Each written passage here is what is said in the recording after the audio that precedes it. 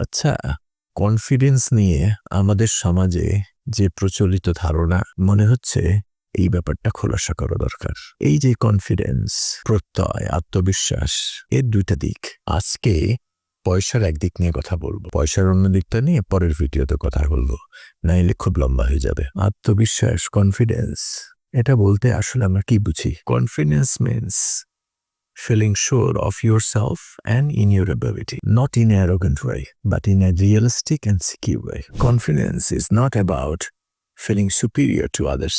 It is quite your inner knowledge which defines your capability. তার মানে confidence হচ্ছে যে আপনার যে যোগ্যতা সে সম্পর্কে আপনার ভিতরের যে নিশ্চিত ধারণা, এটাই বেসিক্যালি। অহংকার বশত যে ধারণা এটা বরং যে সত্যিকারের যে ব্যাপারটা আপনার ভিতরে আপনি ধারণ করেন যে আমার সেই যোগ্যতা, সে সামর্থ্য আছে সত্যিকারের, এটাই কনফিডেন্স।